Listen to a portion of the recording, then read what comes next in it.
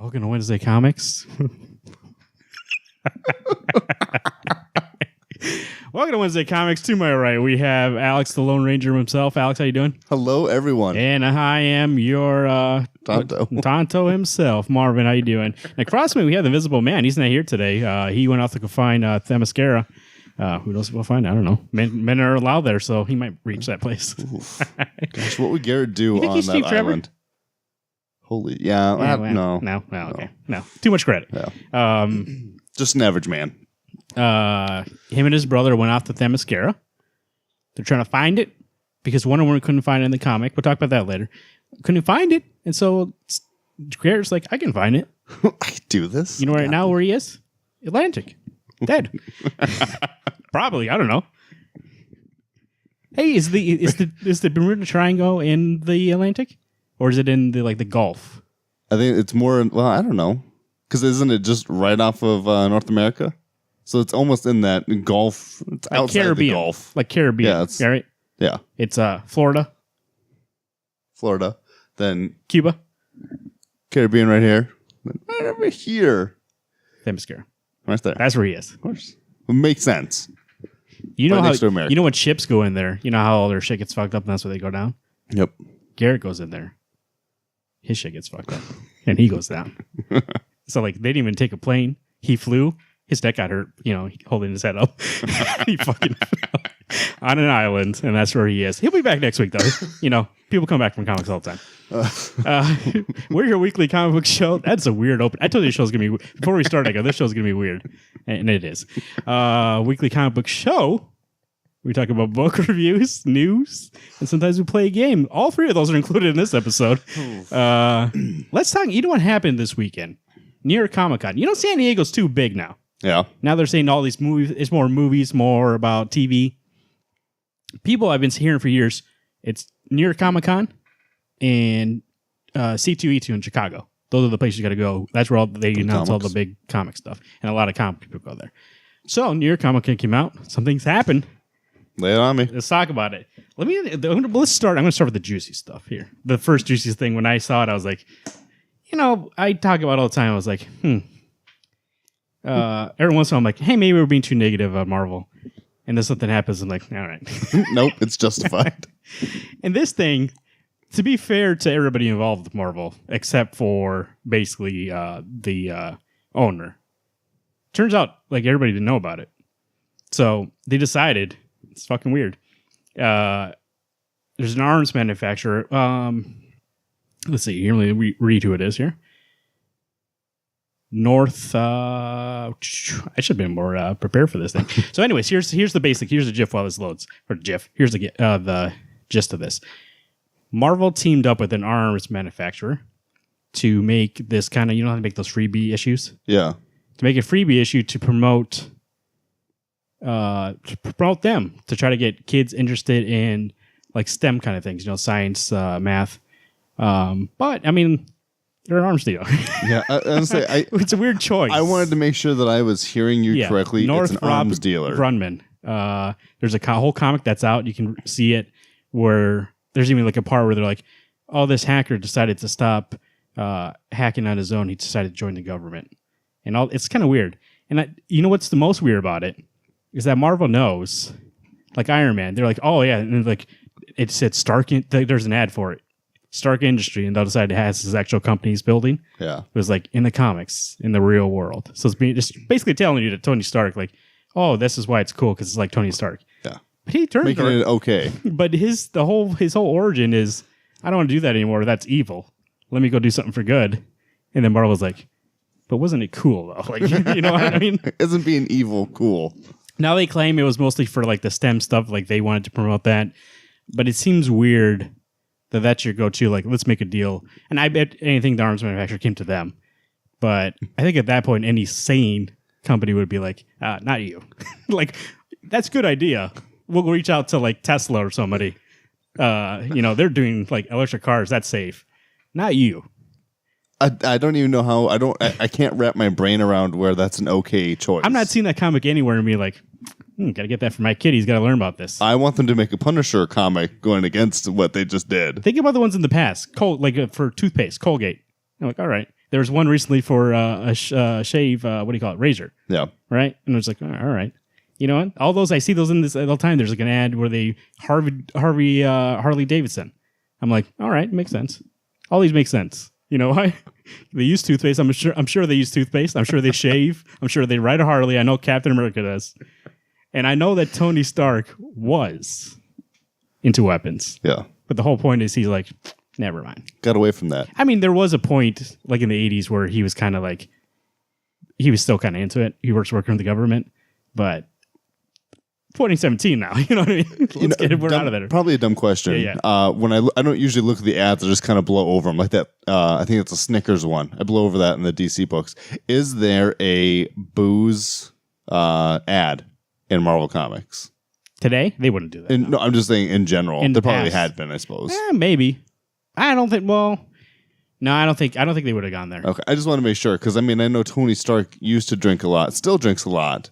Just want to make sure we're not promoting. Hey, drink a lot. I of mean, booze, possibly like Cap or something like that. I don't know if it would ever be in the comics, but they might have used the property outside of comics to promote it. Well, no, I mean, that makes sense to me. I understand if in the movies they're using Jim Beam or they're using I don't know what booze would have been around in the 20s, Moonshine. 40s. Moonshine, of course. You think Cap was running moonshine? Of course. No, Prohibition. That's why he's pro-America. But that's just weird. I just wanted to bring that up real quick because I was like, yeah, you know, Marvel, like you're trying to go in the right way, and then all of a sudden, like these missteps. Like who approved that? Was like, all right, buddy, that's good. And it turns out actually, like Mark Waid, a bunch of people on Twitter were like, what the fuck's this? Like nobody knew. I mean, somebody obviously wrote that comic, so that guy knew. Yeah. I don't remember who it was. It was just somebody some intern. They're like, all right, you're gonna write this comic. You're gonna be hated. By everyone. You can't say anything. Oh, and they were going to have a panel about it, and that got canceled because people were like, what the hell are you doing? So maybe they learned their lesson. Who knows? Another thing came out of it. I mean, this is very obvious, but he made it very clear. Jeff Johns, there was a Doomsday panel. You know, obviously you got to know what's going on with Doomsday. Not that I'm not into it, but I find it strange that people are always like, want to know everything about a book and like try to spoil it for themselves. It's like, calm down, the shit's coming. You know what I mean? I think that's coming in a month. I like Garrett likes to know stuff about like see the solicits. I almost hate knowing what's gonna come other than what's in the issue. Or even itself. Like trailers, like that Star Wars trailer. I wasn't gonna watch it. I was like, I'm not gonna watch this thing. Why am I gonna ruin this? I already know I'm gonna go see that damn movie. Yeah. Like and it's not even like it's 3 years from now. If that was the case, buddy, I'm watching it. But it's what, 2 months from now? Yeah, a little over 2 months, I think. Christmas, Xmas, happy holidays. But I mean, you know, but then I saw Ryan Johnson, the director, was like, I know it's not to watch it because there's gonna be spoilers, but it's amazing. You have to see it. I go ahead and watch it. And a friend of the show, Corey Walls, I was like, you watch it first. Here's what's going to happen. You watch it first. You tell me if there's any spoilers. If it seems like it's spoiler free, let me know. And I'll watch it. And then Mary, in our group chat, he was like, spoiler free, you can watch it. I go, all right, here we go. Pop it up. Ryan Johnson says okay. Corey says it's okay. Like, that's an expert opinion and an amateur. So let's watch it. Watched it. I shouldn't have watched it. Lots of spoilers. Here's the thing. They're all out of context, but I'm going to know watching that movie, yep. Where's this scene? You're going to get this scene or you're going to get this moment. Looks beautiful. Yeah. The movie looks beautiful. I've yet to actually see it. The trailer. I wouldn't watch it. But you're not even going to watch the movie. See it, so it doesn't matter. Watch the trailer. Add Alex Pachola on Twitter. Hates Star Wars. Not going to go see it. True that. Let him know. True that. About it. I think that's weird. You know, I give you shit about not liking Star Wars, but I understand. It's kind of weird. I mean, it's like not weird, but it's like it's a fantasy sci-fi. Maybe you're not into it, but maybe you didn't grow up with it. So it's like. But that's the thing is, I didn't grow up with it. Like nowadays. By the way, this thing's been loading for like. Is this still loading? It won't go back. So. Probably not. They probably put like a block on it. We're done with views. Like in my age now and how long I've been reading comics, how long you and I've been friends, Garrett and Corey. You think I would be like a shoo-in for Star Wars? And let's Well, you don't like space. Because I have seen all 7 of the previous movies. I have not seen right, that's something they don't know. Rogue One. You don't like space. Yeah, I don't care for space. A lot of empty stuff out there. You don't like that? Scary. You know why I don't like space? Because no one can hear you scream. That and you're efficient. You don't like all the open space. Why can't it all be jammed together? Yeah, of course. I like being in school. So I watched this thing. It's beautiful. I actually thought it was a little... the first trailer for Force Awakens seemed to flow. There was a path from A to B. It was kind of like a music video. Like when you watch the end, you're like, wow, that's like, it flows. Yeah. This one kind of seemed like it was a bunch of scenes put together, which doesn't work really for me. And it was like way too much. I understand you're making a trailer. Yeah. And there was a teaser that came out. I like that teaser a lot. I did watch that because it was a teaser. But it seemed like it wasn't even that long, but it seemed like it was long because of the amount of content that was in there. And it's, like trying to make you think, hey, this is going to happen. It's not going to happen. You know what I mean? Yeah. That's just trailer 101. Yep. But still, when I'm watching it, so I know it's not going to happen or it's going to happen. You know what I mean? 50-50 shot. Something to get you enticed, something that's not going to be in there, got you enticed. Yeah. I realize you're already going to see this movie. But then there's going to be, like you said, the scene that you've already watched 3 times because it's in every single trailer. Yeah. And a movie I will be seeing with you guys is Thor Ragnarok. I've already seen a 20th of that movie. That's true because the movie's not that long. But also like Justice League, new trailer came out.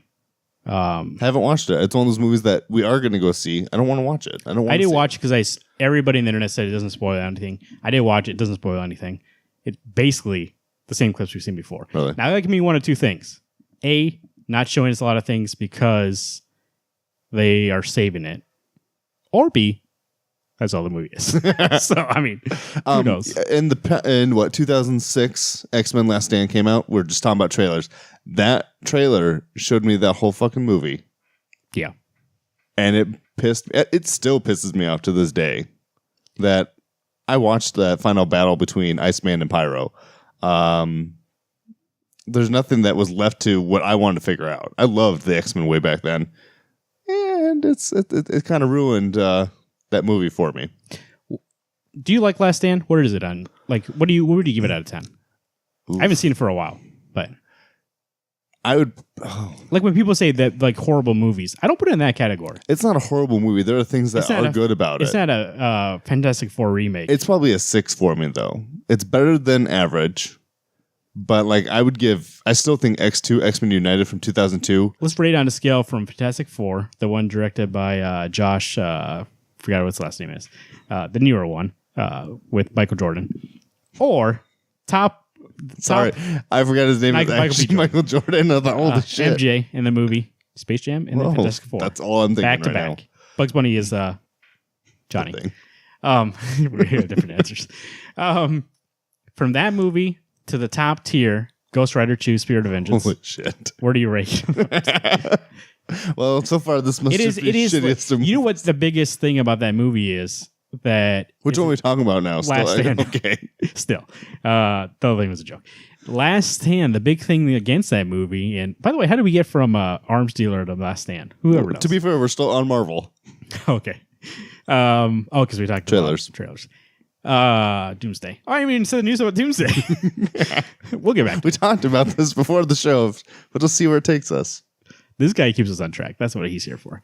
You know why? Because he gets annoyed about this. And then he goes, guys, what were we talking about? Oh, yeah, you're right.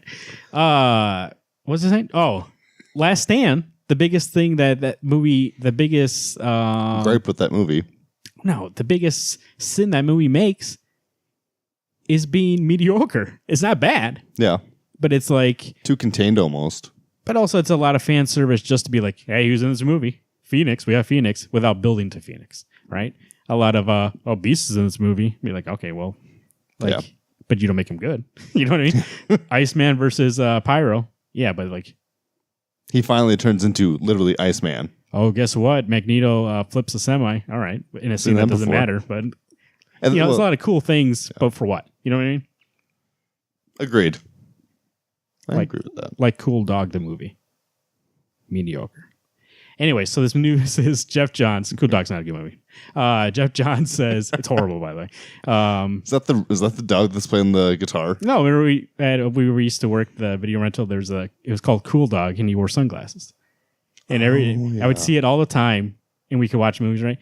I would see it all the time. One day I was like, let's watch Cool Dog. It sucked. It was horrible. I mean, on the scale of what I was going to expect from them, we expected a 0, and it was below that. So, like, from Cool Dog to Ghost Rider 2. But so Jeff Johns says, the only required reading for Doomsday Clock is Watchmen. And he says it's a sequel to Watchmen. Wow. So, like, they're going, like, hard. They're not even going to pretend it's not. They're like, this thing's a sequel. That's a big selling point right there. It's also, though, like, that's also like what I just said. You're coming in expecting a lot now. Yeah. Being like, right there, I'm expecting a 9 of 10 on every issue. And I expect it to hit all the right notes. Like this to me is the Apocalypse Suite. Yeah. It needs to be amazing. Yeah. I think if anybody's doing it, though, it's Gary Frank and Jeff Johns. Jeff Johns really doesn't write anymore, but we got to think back about Jeff Johns, like prime Jeff Johns. That's good Jeff Johns. Well, I'm guessing that Jeff Johns would be the one. I mean, if he's been working on it since Rebirth started, I expect it to be great. And I'm not saying that, it's got to be good. It's just, I know it's going to be good. Yeah. And I'll we talk about a lot, especially like right now, like my person I'm liking a lot is Tom King's coming out killing it. Prior to him, probably Scott Snyder. I liked his Batman run. Not that he's not bad now. We'll talk about this metal book. And then prior to that, there's always somebody who's like the top guy and doing great, and everybody's like, oh, this guy can't do no wrong. Yeah. Jeff Johns was that guy. But I think Jeff Johns, I didn't read actually Justice League New 52, but like the Jeff Johns of Action Comics when he was writing Superman, the Jeff Johns of the whole Green Lantern trilogy that he did, the Jeff Johns of that era. Of the rebirthing of these characters. Yeah. By a guy coming in and being like 2 times when Green Lantern saving that character and like basically shifting them to be a lot of what DC does now. It's like Jeff Johns style. And then again in Rebirth to be like, by then he has a lot of power, but still going to Dendio being like, we got to do something about this, man. Like understanding. So at that point, I know he's not doing stuff for money because New 52 was selling pretty good. Mm-hmm. And at the end, I think it was kind of squandering, but I don't think that's the reason why he did it. There was a panel. I forget what it's for, but DCU. Remember they did that little DCU thing? Yep. Jeff Johns said they had that panel and the room, like barely anybody showed up. And he's like, this is DC Comics. Like, what do you mean nobody showed up for this? And so that week he went to Dan Dio's office. He's like, people aren't showing up because they're not investing in these people anymore. Like, what happened? I think we lost them because we lost who this is. And to have that kind of perspective and like be able to see that, I think this guy, like, if anybody's going to be doing justice to this book, I think he knows. Like, he's not going to go into this thing being like, of course I'm ready. I'm ready to Watchmen sequel. He doesn't have a big head about it. I can guarantee you that. And also, I know that he's not a guy that's going to go in and be like, take it for granted. He's going to go in and be like, I can't fuck this up. Well, and that's the thing is that I'm going with, he's taken this, honestly, probably one of the biggest books out there.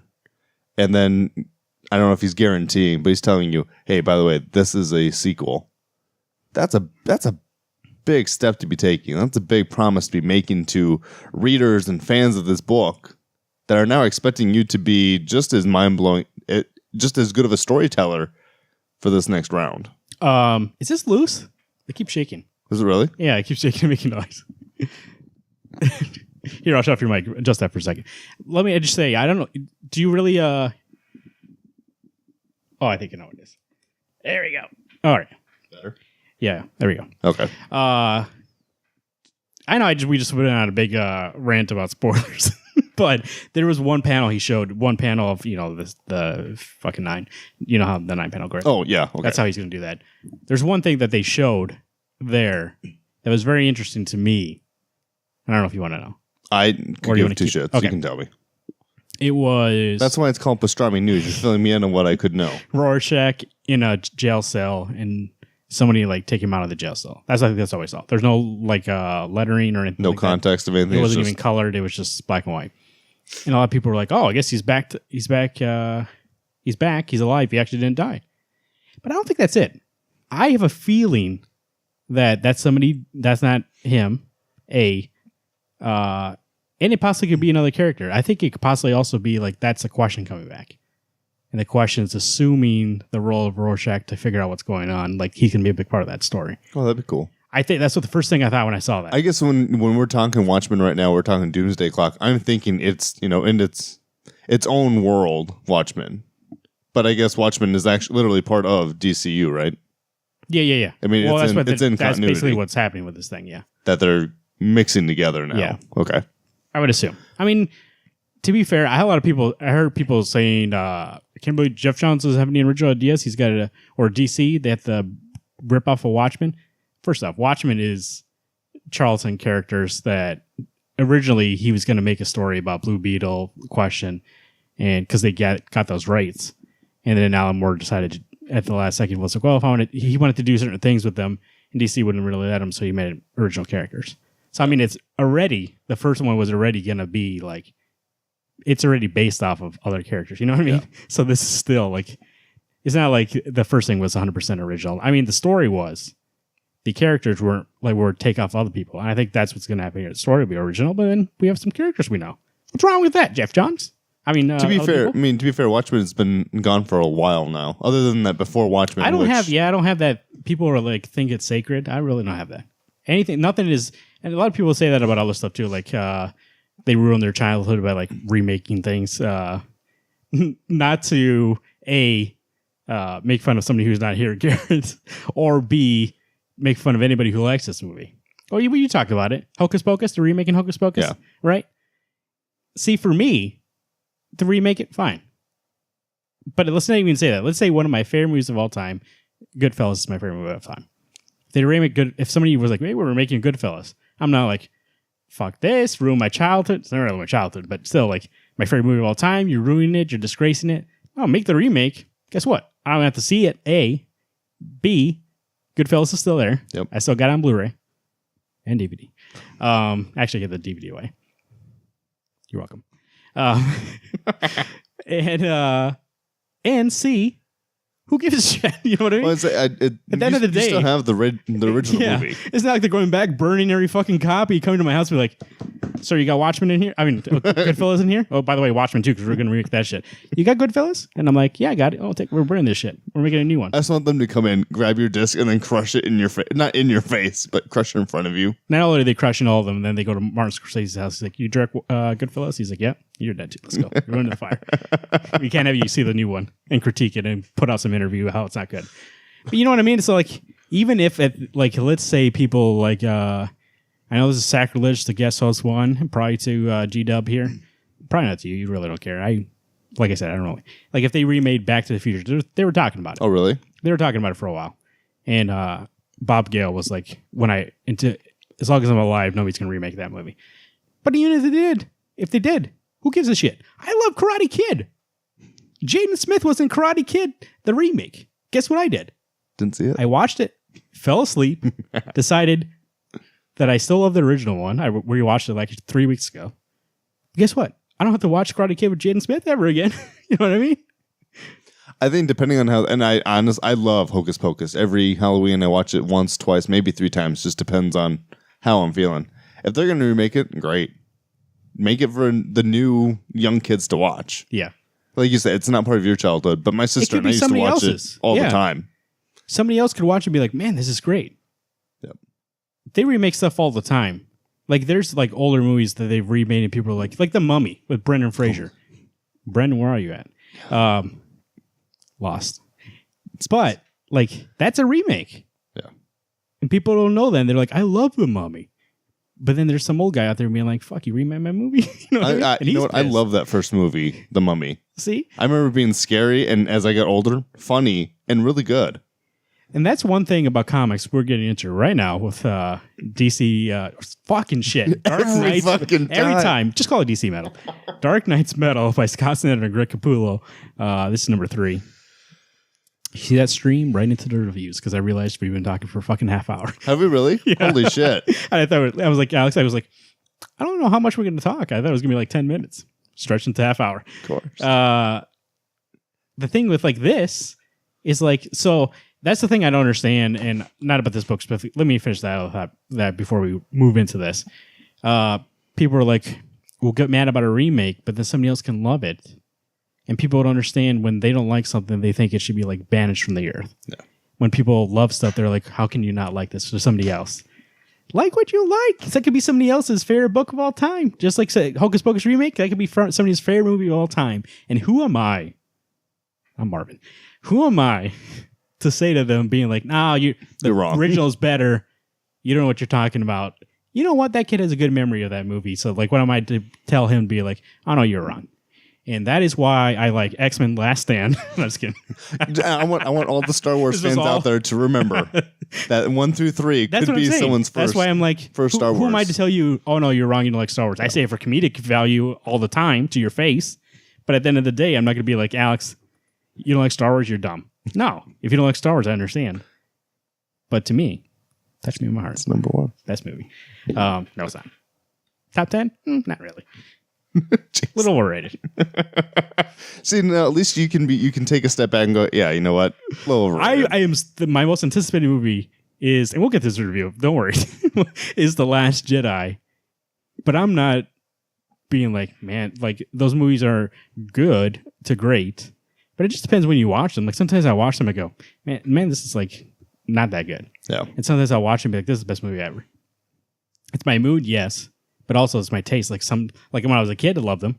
There's a period of time between like 20 to 24, maybe 25, who knows, half century, quarter, that I was like, I don't like these movies anymore because my tastes kind of changed, and then I'm kind of back now. You know what I mean? So I think it helps that you've got friends who are a little more, what's the right word? I'm going to call us nerdier.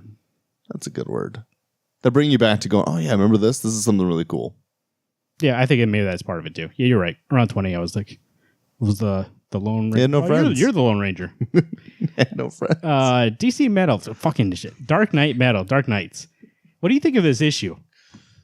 I actually liked this one the most. Yeah, buddy, this one was good. But I still found it really wordy. It was really wordy, but here's the thing. Here's what I thought, anyways. I don't know if you think so. It was wordy, but there was suspense because we know they were coming. Yep. There's a scene in the middle of this where they go to the Oblivion Bar. First off, I think that was cool. Is that a place that's already been established Never before? Heard of it before. Okay. They go to it and they go, "We brought you here, but they're gonna come. They know you're here now." Invited them here. So them explain all that stuff. See, before when it was a lot of explaining. It's just them in a room and that's it. Like nothing's happening outside, and so a lot of it is just like, "Oh, come on, can we get through this?" While this is like them in that room. But also, it's a ticking clock. Like I don't know when the guy's going to be there. So every time I read something, I'm more being afraid, being like, "You got time for this shit? Yeah. What are you doing here?" And she even says, "I don't think we got time for." Like she's telling them, "Let's make up our minds and do this." So I think that for me, at least, that was a little different because I was like, okay, like it's long-winded because it's making more tension rather than the other stuff was long-winded because he's trying to explain this convoluted story. I think that was the one thing is that Soups was long-winded in this issue for me. Yeah, he talked a lot. I mean, this was a Superman issue. This was. And I mean, I understood that this was the Superman issue. First two were Batman. Yep. This is Superman. This is Superman admitting that his friend is gone. Yeah. So. And I would imagine the way this book ends, Superman getting captured and put into the battery, that we won't see him for a while, probably. Maybe. We'll get an issue probably with him and Bruce, but I think now we tell a story more about all these teams that have gone off and done other things. We get Aquaman and Deathstroke. Which that was actually my complaint that I had mentioned to you earlier. Is it Mariana? How do you say that? Mariana Trench? Yeah. Way too light. And those animals. What does that mean? Like It's so dark down it is pitch black down there. No octopi. That's an octopus for everybody. And seahorses. Pissed me off. They're not down there. You been down there? Where do you think I live? Seahorses Actually, don't that's go down? what I was What do you doing mean before the show is I looked. First off, what do you mean seahorses aren't down there? Where They're are not they that at? far down. There's too much pressure down there. Oh, they're small. Yeah. Well, they would just be crushed Oh, okay. under all that What about weight. the octopi? Nope. Not down there Squid. either. There's jellyfish. There's giant squid. But not octopus. Anglerfish. Goblin sharks. What's on there? Oh, yeah. I forgot to take. By the way, sorry about that. Old. Forgot about it. Anyway, so Yeah, you but said Aquaman, it looks Deathstroke. nice, though. It does. I mean, and the art is great. I think that's the fun thing about these kind of event comics. And actually, this issue finally turned it over from, am I going to enjoy this? Is it too convoluted? What's going on here? It's too much setup, to being like, oh, this is fun. Yeah. I have to admit, this was a great issue. Yes, low wordy at some points. But like you said, there's that suspense of when are they going to get into the bar? When Superman is fighting all three of them, or everybody. And you're getting a little talk down of Devastator. Yeah. What happens if Bruce got Doomsday? God, it was good. The art was great in this one, especially when they're in the bar and the lighting. It sets the mood perfectly. And also, like you said, I like that we start right away with a lot of like this dream thing that's not really a dream. It's more Bruce trying to reach out and tell him something. He kind of wakes up. We have a big battle. We don't get the title page until like, what, this is about midway? Yeah, Yeah, I like the cold open. I like that thing. And then we get, I like all the interactions with all the people. Aquaman fighting with Green Lantern. We have Nightwing, which is always the guy who's been about positivity. That's now not really there anymore. And you have Damian being the positive guy, being like, no, there's still a chance. What are we doing here? Deathstroke comes in and says, hey, this job pay. So we get Aquaman and Deathstroke. We get Green Lantern and Mr. Terrific. And somebody else. Who's that? No, never mind. That's nobody. Wonder Woman and Dr. Fate with Kendra. We get Steel, Superman, Flash. And they all, Flash and Steel, help Superman go to the... Which one's Plastic Man in? He's with Mr. Terrific, Green Man. right? Green Man. Whoa, Green Man. Terrific. Mr. Terrific and Green Lantern. Okay. That's right, they're in space. So Superman's like, hey, Batman's calling me. I got to go to that dark universe. And he gets over there and Batman's like, you fucking idiot. Told you the wrong... I did the reverse. That means don't come. And now he's stuck. No offense. I think it's pretty fucking cool, though, the way he's like Superman. Yeah. I'm just a little scared. I know what's going to happen. Yeah, I was gonna say, to be fair, there's some definite stakes in there for Superman. Yeah. Well, if he can't beat those guys, what about the whole universe? Like, he can't do that either. You know what I mean? Yeah. So, like, if he can't beat the Devastator, he can't beat any of those guys. Like, now he's in that universe. What's he going to do? He thought he had a quick in and out. Because now he's in the dark universe, right? Yeah. And Bruce looks fucking old and shriveled. Small. Old man bat. To be fair, if I were Superman, I probably would have gotten confused too. That the order of the words, was it DC and it's supposed to be CD or something? Yeah, it was Clark Diana, but he said DC. No, it's the other way around. It's DC is the original, is the right one, yeah. And he said CD. Yeah, Carpe Diem. Yeah, you're right. So it's like, no offense. I would be probably even though Superman even says it out loud, telling him what this, what the code was between the Trinity. Oh, he heard Carpe Diem and he's like, you're saying CD. That's your code. When he's like, you moron, it's the letters that they're playing on the guitars or the notes were D and C. Yep. Diana Clark, like you messed up. Oh, that's right. That's actually that's a cool cold open in the dream. I actually liked how all those characters work. Lois and the kids and Jonathan, Bruce trying to like tell them something and like not being able to have a moment. He's always like, and Wonder Woman would call it out and be like, you can't do gushy stuff. Like, you're supposed to be dark and broody. I thought it's really like cool character stuff. And well, it's nice to see them. They're even just there a little bit of their friendship. How many is this? 3. No, but I mean the total. What are we getting? Page wise? I mean, like, is this 3 of what? I think it's 6. Oh, really? We're still halfway. 6. Okay. I'll do a 6. Oh, is there a little thing up back here? Oh, I thought it was just on the diamond page that that we look at for the forecast. Because I'm pretty sure it's 3 of 6. Okay. Whatever. Yeah. Well, I'm excited for the rest of it. What'd you give it? I'll probably give it a 9. It's the best one. I think I gave the other ones an 8. Maybe I gave the first one a 9. I think this one's gonna be an 8. But I've been giving them 7s because I haven't been as impressed. So best one so far. So I mean, if you were hesitant about this thing, I say it's in good spot so far. It hasn't fallen off. We're halfway done, so I get onto it. Well, and if Garrett was here, he'd tell you that it's a nice payout for those people who have read Pre-New 52. You know what? Not really a lot of but I guess for me, it's one of those people that I don't know shit about that. Unless I've seen certain characters, but it's now you're getting payoff from all the Gotham Resistance, which was in Teen Titans, Nightwing, Green Lantern, Suicide Squad, and you're also getting your build up from all those one-shot issues of all the other Dawnbreaker. You can read that Red stuff. Flag. I didn't read any of the Gotham Resistance ones. I have one, but I haven't read it yet. Oh, you haven't read it yet? And I only read the Red Death one of the tie-ins. I've read the other 2 that came out with it, Murder Machine and Dawnbreaker. Loved Dawnbreaker. It was fun to see Bruce as Green Lantern. It's good. I would say you can jump in, even if you don't know anything about DC. Oh no, I mean you don't need to read the other things for this. They reference it in the book, so it's in itself. You know what else we got this week? What's that? We got some Wonder Woman. I don't know if you guys can see this, number 32. Written by James Robinson, art by Sergio Davila, and colors are Romulo Frangaro Jr. Oof, Garrett, this would have been your book. Wonder Woman 32, James Robinson's second issue of his arc. What's it called? Children of the Gods? It's something like that. Ooh. Children of the Gods, nice. Still trap, bro. We learn in the first issue of this arc that Hercules is her brother. Oh, we know that, Zeus. Zeus was their dad. It's pretty cool when you reveal that he was Hercules, though. Still died. Where are you now, Hercules? The Rock. So in this issue, he's dead.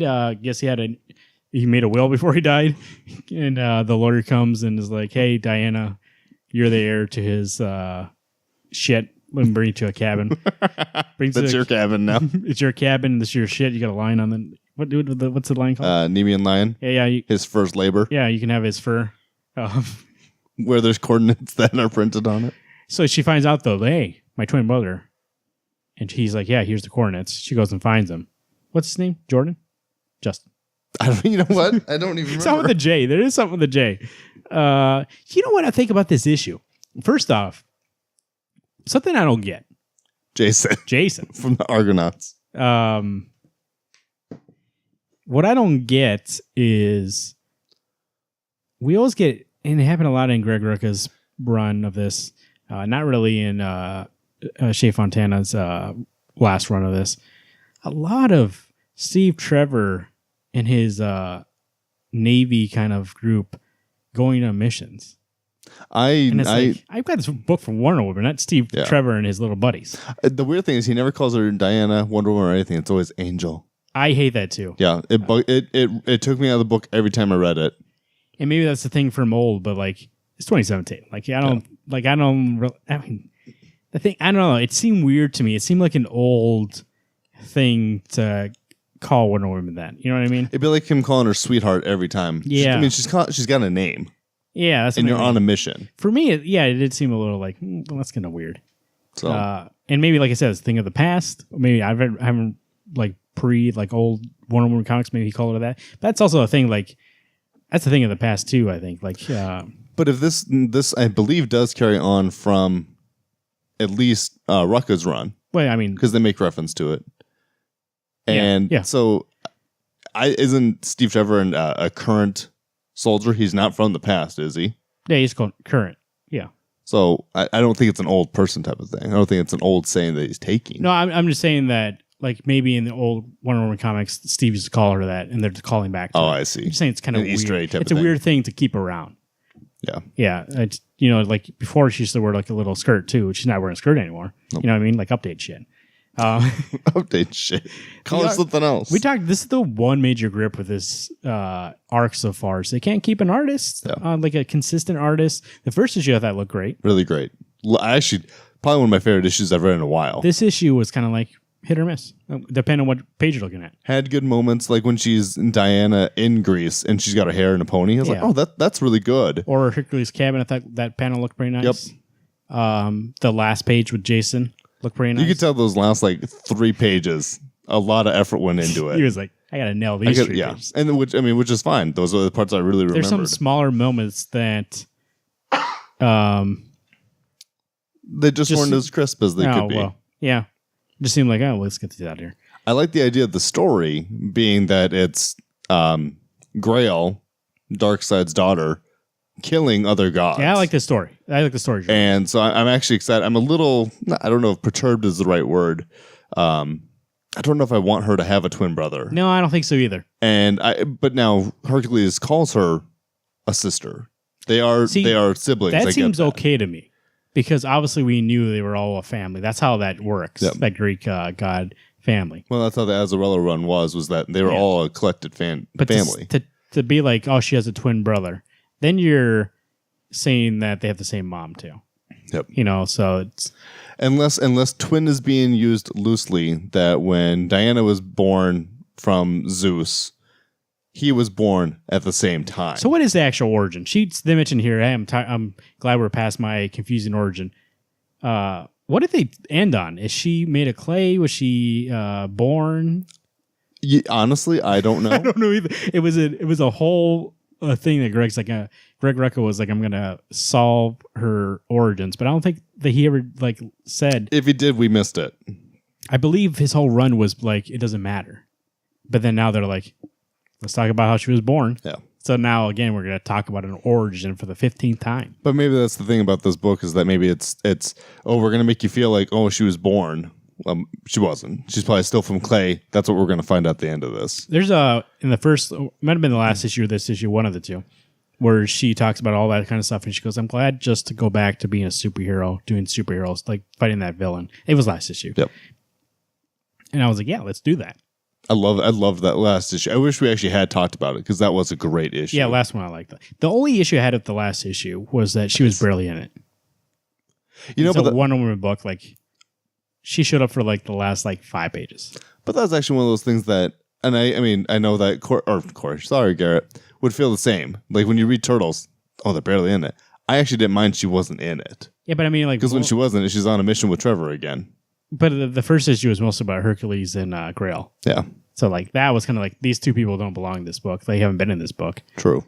That was the only thing. In this issue, she was in most of it. Doing lawyery stuff. Yeah, and I actually think there's parts of it where she is just being a person, not a Wonder Woman. She's being Diana. And those parts, I think James Robinson knows how to write her. At least so far, it's pretty good. I just feel like this has the ingredients to go nowhere. So I'm not going to be like, oh, this is great, amazing. It feels like this is just it's a nice start. This is like a high 7. I was gonna say I'm giving it a 7. It was solid, but I'm weary actually. This is a book that I really like, and I'm hoping the story keeps going. But once I was told she's got a twin, I was like, all right, well, there's some kind of convoluted stuff coming in. You know what this book would benefit from is the Tomasi Gleason strategy of doing an arc and then having an issue that is just them hanging out somewhere, the family. A vacation. Having issues where you just have character stuff and have them just being people.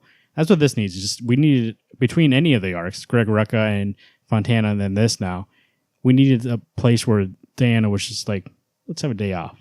Dumb question for you, and this is 6 issues past now. Never mind. There was an issue like that, right? Number 25. There was a little bit of an issue. That perfection or perfect issue. Yeah. Which was the last issue of Rucka, where it kind of brought Trevor and her together, just kind of put things that end for him. But it really didn't feel like I don't know what the right word, a break to just go, hey, here's the next set. Yeah, because it still was wrapping up stuff. Yeah. I just, we need a single issue where I can't give it to anybody, but you can read this one issue. Was the Fontana run, was that actually current to in continuity? It's supposed to be, yeah. Oh, really? Okay. Well, sorry. That's what I mean. They feel really disjointed. I didn't feel, yeah. It felt like two separate things. And this really, I think this does also from Greg Ruckus, because I think Greg's was more introspective of Wonder Woman, being who is she? What's her origins? Does it really matter? Fontana's was more let's go back just to having a little fun story, and it's quick. There's a lot of stuff with her and her relationship with, what's her name? Candy? Oh, Etta? Candy? Etta Candy.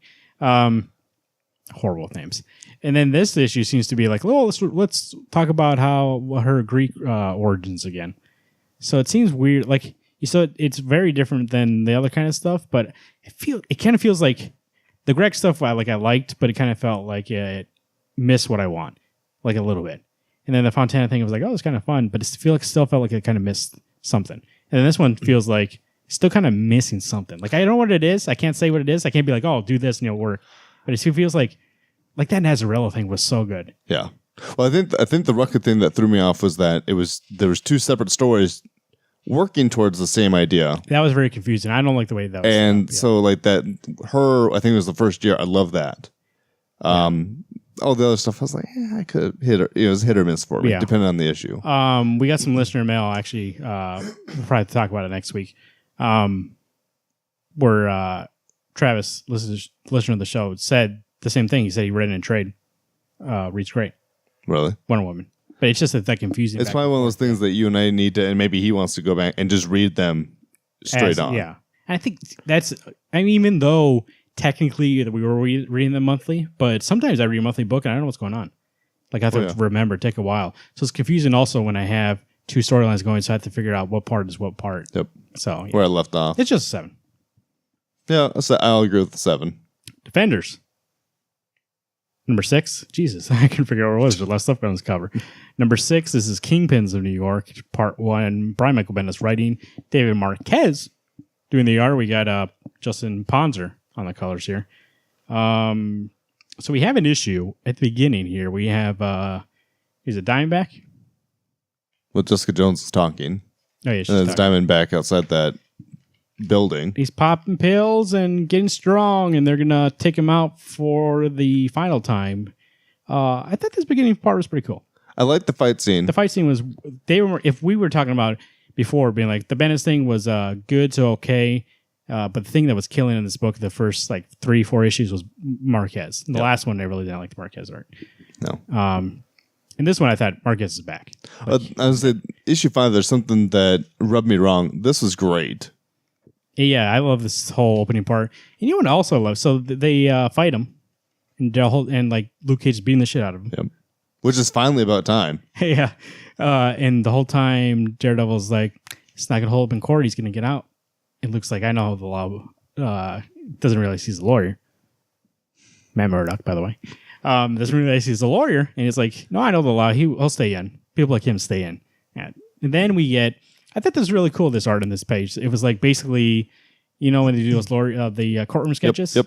Well, that's it tells you right there that's the artist rendering. Oh, geez, I didn't even read that. I just skipped past that. I usually skip past it. Boom. One time Alex gets something they don't get. I love that it switched to it. I thought it was cool because it's like, we actually, this would have been like that. Like you said, it's in the Bugle. Yep. So it was cool. We get that, and they let him go, basically being like, they beat him up. They've been, not entrapment, but Black they were Cat's stalking him and, yeah. in a coma. She can't defend herself and say, yeah, he did shoot me. So there's not really evidence that he did anything to provoke getting beat up, have a car thrown on him, punch in the face. So he's gonna have a court date in the future, but he got out on bail. Yep. And then we have Hammerhead goes to see Black Cat, and then Ben won't let him in. Urich? No, was it Ben wasn't letting him? I thought it was the cops weren't going to let him in. Well, he's there. I mean, he was trying to get into. Well, he wants a quote for the Daily Bugle. We see the Black Cat wakes up, and then we. I missed that she woke up. Oh, yeah, she wakes up here. Oh, I missed that. I knew she was unconscious. I missed that she woke up. I just thought we were looking through the glass, looking at Hammerhead with that fine flat top. And then Jessica Jones is talking to somebody. You know who it is. You know who it is. If you've seen it's not on the next page, so obviously you're seeing out of your eye. Anyway, but you knew the cover too. Yeah, you're right. She's like, we need your help with this thing. And you have Deadpool, and he's like, yada. By the way, I realized by reading this, I don't know if you read a lot of Deadpool. You know more than me. Yeah. I think Bendis writes the most annoying Deadpool there is. Or is he good for you? Honestly, this was it wasn't so much the wording that was top notch, but Marquez art for Deadpool, holy shit. Yeah, I did like the art. Amazing. This whole issue, the art's good. Oh, and I agree, but I will admit I am biased. I've missed out on Deadpool. By the way, we talked about a couple of weeks ago what makes the book, the art, the writing. I've circled around. It's mostly art. It depends on the issue. It's a big thing. Here's the thing. Art is the first thing you see. Art's the thing that, That's part of the medium. You have to know what's going on, see the art, so it's more obvious. Like, bad writing is more subtle, so like it's going to take a lot more for me to see it and stuff like that. So, hey, you want to join our team, Deadpool? And he's like, all right, whatever. Sure, why not? And then we have Hammerhead talking But I would to like to point out one thing with Yeah. the Deadpool is that it's mercenary work almost. Yeah, that's true. It's not him trying to be a hero. It's you're hiring me to do this, Which thing. is what we What he's wanted, going right? back- yeah, that's what I Back want. to being a merc. I want him to be the merc with the mouth, Like not, be not the hero. Deathstroke, quit being the hero. Just go kill some people because you can. Get paid for it. And then we get Diamondback talking to somebody. We don't know who it is. We know who it is. Kingpin shows up and he's like, nobody's going to tie you to me. And No one said the name Wilson Fisk. I like that this panel, the last page. Great. Awesome. Because also, like, look at the shadow behind him. It makes him seem like this huge guy. Domineering. And it's just, that shadow alone is just enough for me to be like, okay, this guy means business this time.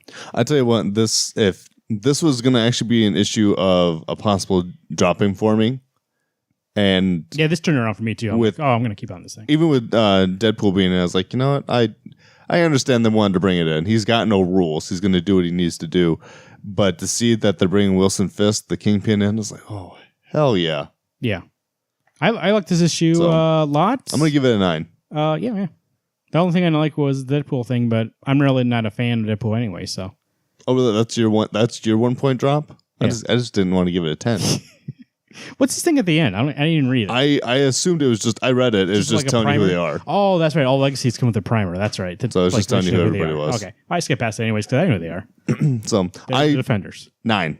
Great. And honestly, that Marquez art is fantastic. Yeah, get this book for their Marquez art. There's some things that are just Bendis likes to do a lot. They just kind of bug me in general, so that's fine. We got some Daredevil number 27 written by, holy shit, forgot, Charles Soule. Art by Ron Garney and colors by Mila. What do you think? We have Garney back on art. Art was great. Like, it looked amazing. The story of rehashing what had happened to Blind Spot, his growing into being Blind Spot, how good he is at learning, annoyed me. Did it? Yes. I actually liked his backstory a little. No, the backstory was fine. It was the I'm really good at learning. Top notch, bro. Way to go. I liked this issue. I'm kind of sad to see that the next issue is the conclusion to it, though. Oh, really? Already? Yeah. Well, we get the Beast from Shadowland in here. That's from Andy Duggar used to write this, and there's a Shadowland arc where the Beast was in it. So now I misunderstood. I took the Beast as the Fist for some reason. The Fist was the hands berserker from the 10 Fingers he arc. Is just the Beast. That's what it's just called from the Shadowland. Beast. Okay. There was an arc of Daredevil where he was bad, and the Beast had possessed him. Okay. So now he knows. I mean, Beast and Daredevil have met. Yeah. Okay. He knows what it is. Okay. See, I liked the Daredevil in the hole for a long time. He doesn't know how long he's been down there. He's got a beard.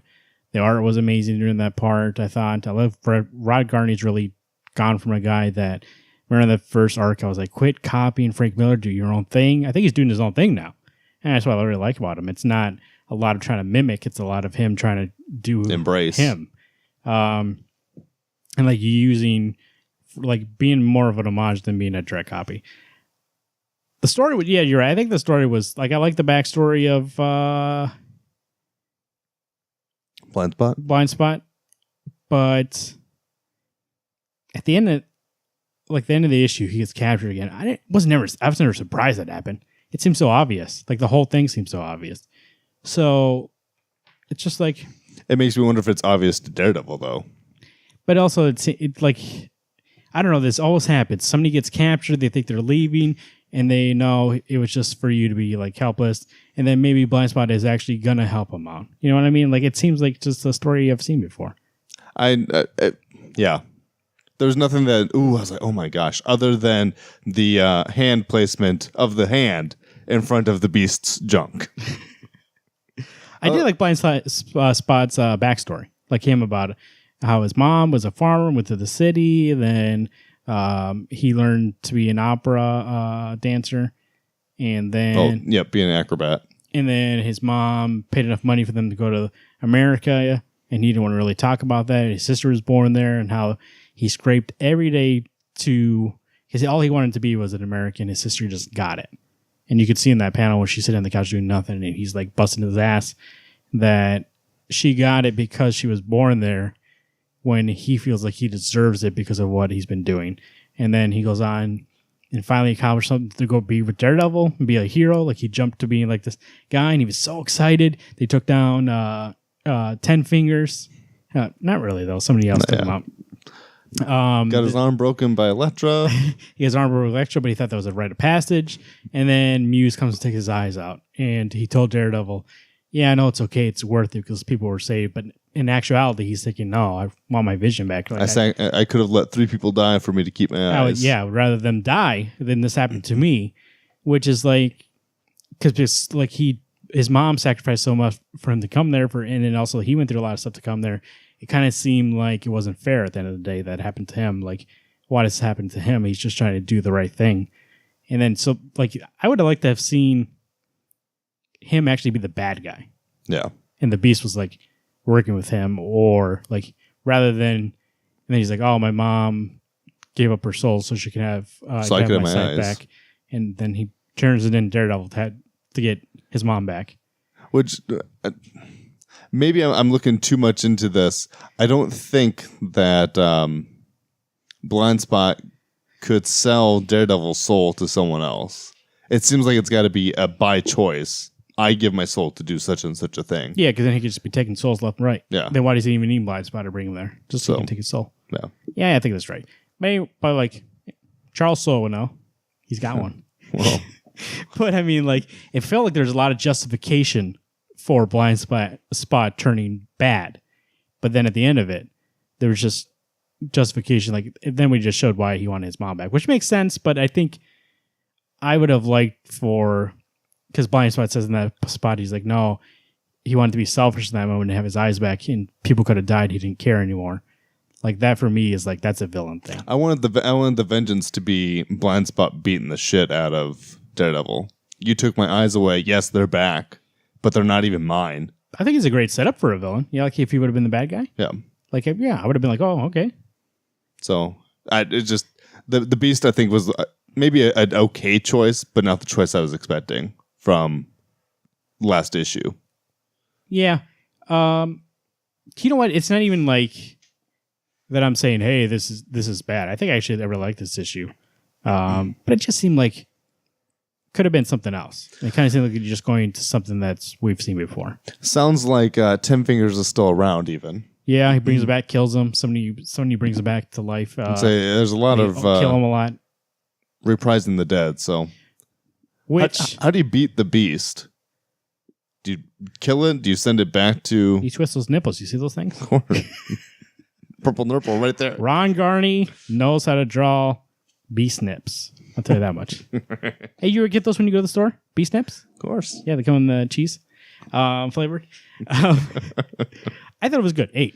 Is that I'm not going to be like, hey, this thing is bad. It's going in the wrong spot. I actually think remember the last arc we really didn't care for. I actually like this arc. I'm just saying, hey, art's could have great. been its own. Oh, sorry, go on. No, I was just gonna. I'm adding on to what you're saying. I agree. Art was great.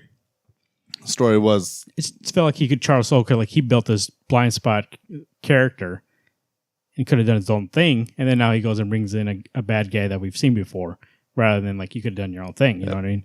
Well, even the build up in the end of Muse, which Muse is still probably one of my favorite villains from this run. I wanted it to be more of a personal hit to him, and let it be so you were my friend, you fucked me over. Yeah, that's now what I mean. That's what I'm trying to say. Yeah, it could have been like a personal thing, and it felt like it would have meant more rather than the supernatural Beast thing. And now I'm like, oh, okay. I'll give it I'll agree. I'll give it an 8. It's not bad. Due to art. Not at the end of the day, not bad. But you know what? I'm not going to say, hey, if I'm going to be like best issues of the year, not going to be on my list. Black Science 32, recommender Mateo Scalero. This is Moreno Tessino doing the colors. We have what turns out to be the conclusion. What? To this fight. Oh, I don't know why I sound so surprised. But you know, the weird thing is, it wasn't that big of a climax to the end. It was just kind of a... You know what it turned out? Yeah, it turned out that these guys really aren't like that big. Like, that's not the point of this story. Which, I mean, I think we all knew that. And I think the last issue, the biggest gripe I had with it is they made it seem like they're such... like the main point of the story. When I knew, like, this book has never been about Grant and, like, fighting these things on the planet. It's always been about him and his family. Yep. And that's always been the main through. And, like, I know last issue we had them reuniting, yada, yada, yada, which should have been, like, me being like, oh, fuck, they're back together. For me, it felt like, oh, all right. We haven't had a family moment, and maybe that's part of it for me, is that the only family moment is between Kadir and Sarah. Yeah. And it's not a healthy marriage relationship. It's a, I want to... Oh, in this issue you're talking about? Yeah, well, I actually thought that in this one I actually had a lot of good moments in it like that. Oh, really? Like that moment there, I'm not saying that's fucking good, but I mean, like, at least we are getting back to what this book has always been about, and it's been about these relationships together. Oh, which family are we talking about? What are you talking about? I'm talking about Kadir and Sarah. That was good for the family moment. Well, this, she finally realizes being like... Grant's still the best choice. Yeah, because he actually cares. He's going to help save my family. Yes. You don't give two shits about my kids. And I like the beginning part with him and his brother when they're kids. Yep. I love that, actually. 3 pages? Yeah. Yeah, probably about, yeah. Solid 3 pages. Really, during the fight when you see his brother... And even as adults, it's not even just the kids' brothers. It's as adults, they've still got each other's back. Yeah. And I think Brian's the older brother, correct? Yeah. All he's doing is shooting these guys, not knowing if he's doing anything. He's just there to distract, to save his needs. It actually made that moment like mean more. And I think that's why the last one I was kind of like, really didn't feel like there was anything there. In this one I was kind of like, oh, okay. I see these two, like, maybe it's just because I relate more to like the brother thing. By seeing them in a normal setting, and then when you get to the fantastical stuff, then I'm like, okay, I understand now what this is going on here. But then we get other stuff like we have, what was it? I forgot. Oh, yeah, a lot of stuff with with them fighting. We get a slap across the face. Now he's got to die. Yep. Right. That's what I thought. First thing I saw that I was like, well, yeah, someone's gonna kill you. Grant's gonna kill you. Actually, no. Then we get what I mean is going to be like the main point of this issue, right? The end. She comes in, what does she say? Who's this girl? I forgot what her name is. Chandra? Yeah, Chandra. She comes, and breaks spills the beans for some reason. Is like, it's not the first planet we've been on. Me and Katara we had another planet, but we fucked it up. Or another dimension. Yeah. We fucked it up. And so we're here now. And guess what? We fucked this one up too. Like, see, I was Marvin and I talked about this. I don't remember ever talking about this. I think it's supposed to be brand new. Okay, I would hope so because I don't remember it either. Otherwise, you and I need to reread this whole damn thing. I think the revelation is Grant, and actually in the letter page he talks about it a little bit. Grant has thought this whole time I fucked this whole thing up. Oh. I'm a horrible person. When in reality, they've done it before. Kadir's always been the one fucking it over. He's done it before, and he came here and he fucked this up too. He knew very well what was going to happen the whole time, and just put it on Grant, just like he's been lying to Sarah the whole time. But yeah, he's been lying to everybody the whole time. Him and Chandra. So now, and Grant doesn't he show up at the end. Yeah, he's at the end of the issue, coming out of the elevator. So I'm actually excited for this. I mean, now we're wrapping up to the end. Well, so we got 7 issues left. I think it's in a good spot because it feels actually it's back onto what I liked about this book was the family kind of dynamic part. I really didn't care for the superhero part of this book. I said the first arc of this whole book was great. Then you noticing them going through this time period, is going through the Eververse. Then the second arc where it was about him, about Grant figuring out who the fuck. Godworld? Yes. Godworld is amazing. That's the best part of this whole book so far, I think. And then you get to the other little parts where he's trying to find his kids.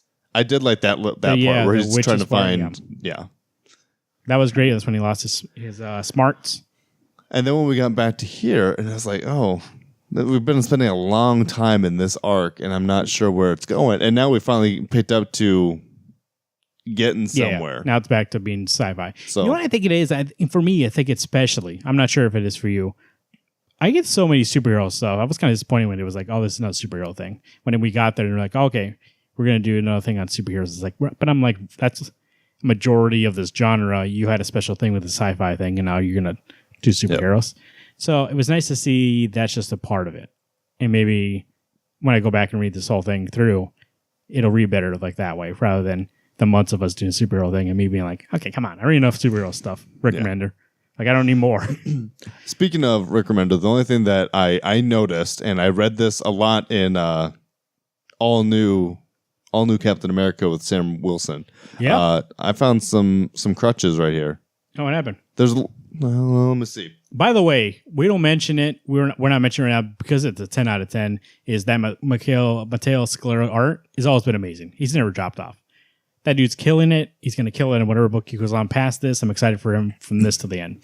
There's parts where Grant is thinking, and it's blood in my mouth. There's everyone's passing out. Oh, I got the shit kicked out of me. It's him telling me what I'm seeing. Yeah, and it bugged me. That's something. It was just that one page. Yeah, that's something before we even started the show that we noticed is that he doesn't do a deadly class, which is strange. But like on a lot of books, he resorts to doing that kind of thing. Narration about how he's feeling, about what he like the blood and stuff like that. Constantly blood on my mouth, but you can see it, and it's kind of those moments. It's kind of those moments when I want to be like, "Come on, Rick, just let you have Mateo Scalera doing this fucking art." Like I can see. Well, that's the only thing that bugged me about this issue. Less narration.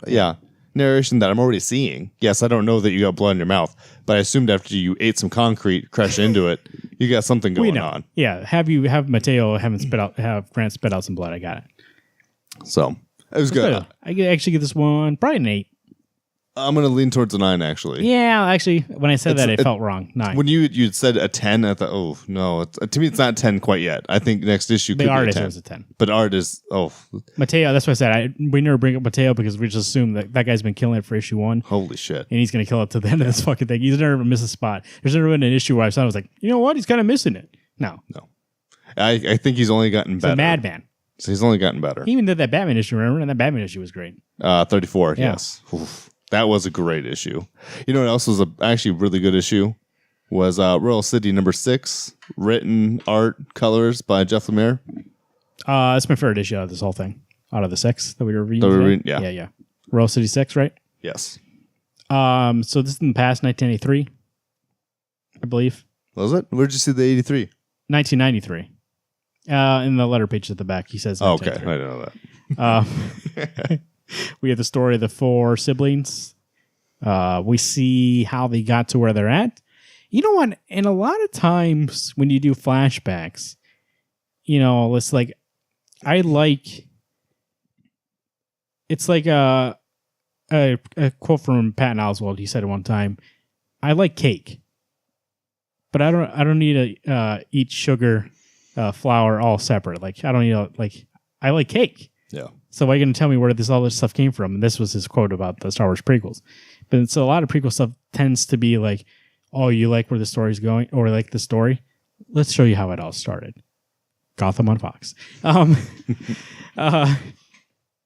So when he said, let's go back and show you the past of these guys, I was kind of hesitant a little bit, being like, I'm really interested in this main story that's happening right now. And I know you have this through line of Tim, right? No. Tim. Who's the guy on the right? Good question. I was thinking, I know Patrick, Richie, Tara. Yeah. But I can't remember what the brother's name is. Go to the dinner scene. They'd say his name. Anyway, so we start with a lot of this character. Yeah, what is his name? Tommy. Tommy, that's right. I know it was Timmy Tommy. Close. Of him having headaches. And people thinking he's kind of weird because he's kind of out of it. The headaches really take a lot out of him. And then a lot about so you have Patrick working at the dad's warehouse because he thinks it is logical next step. And then you have one of the workers there. We've seen him before? No. Okay. Telling him, hey, what do you work here for? He's like, well, I'm not going to college, so I guess I have to work. And my dad helped me get this job. And he's like, you don't want to come work here because it's the only thing to do. Like, this job fucking sucks. Mm-hmm. And even Patrick claims it does suck. Because it does suck, yeah. But I need a job. He goes, you got a chance, you can like get out of here while you can. Like, I can't. I've been here for 40 years. Or been here for however long, he said. And I think he is 40. Okay. He's like, you got a chance to get out. You're young. Get out of here. Go do it. You're young enough to make mistakes. Like, I've made mistakes, and that's why I'm here. Like, you go make mistakes. And so, like, that, you can see why Patrick now's a writer and take a chance and stuff like that. He realized, like, let me get out there and do something. So I thought that actually was really nice because I never expected to see I expected, like, we were going to get Patrick being the kid who was, like, always reading, but, like, rebelling, being like, no, I don't fit in with this whole thing. And, like, being the guy he left on his own. You know what I mean? Yep. Like, he left that city because he wanted to leave that city. But no, he was just going to stay there. And the guy's like, you get it. He's the only sibling other than Tommy that has changed who he was. At least as a younger person, he wanted to go with the flow. He wanted to be part of this business. Well, it turns out that's not the way he should have gone. He decides to be a writer. Yeah. But Tara's still a hard ass. Like when she's talking to, I think is it Steve, the boyfriend or a guy that seems to be interested in her. He goes, "Well, I called you last night. Why didn't you call me?" Didn't feel like it. Then walks away. And Richie, holy shit, that dude. That guy never grew up. No, that's the same guy. I was like, he looks the same, other than he's got what I have for a facial hair. You're right though. Like that's what I mean. Maybe that's what we're seeing from the story is that Royal City, they stayed, but they never changed because that city just sucked the life out of them, and that's all they are. Like this guy's still the same fucking kid, Richie. Yep, still drinking, still smoking. Tara's still angry because she is not happy where she is, but she's not leaving because she, it wasn't like Patrick didn't have the motivation to be like, I gotta get out of here. But then Patrick gets pulled back in regardless. It's that city. And he still seems to be unsuccessful. It's like a parasite, that city. Yeah. I say this, and making a weird parallel, it's Gotham. Yeah. I mean, once you're in Gotham, you're stuck in Gotham. Except you don't have crime. You have, you get drained of your life. Not literally, but metaphorically. And, well, I mean, literally in the case of Tommy, we're going to see that he actually does die. He's having these headaches, really bad headaches. I was trying to figure out what it is that I understood what was causing it. He's hearing, is the tower causing these headaches? Because it's at the end of this issue. I think that was him. He talks about it a lot, that he kind of feels like he's falling and he might get sucked into the black hole. I think that was just him having, what I think actually it is, because I've heard about a lot about this. I don't know if it is for sure, but when people have, God, what's it called? It's a type of seizure. They lose time, and in that part, he's outside on the lakeshore. Yeah, and they have like dreams, like people they like think they daydream, and that's I think what's kind of happening to him.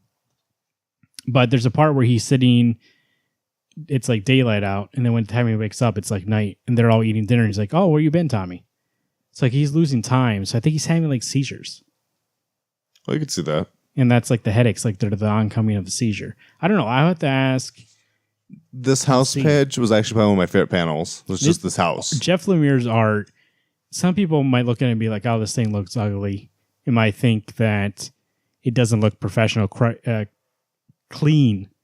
But Jeff Lemire's art is very, like, if I'm going to say any art looks emotional, like that thing, like I can look at people's faces and see who they are. I can see the pain in their face.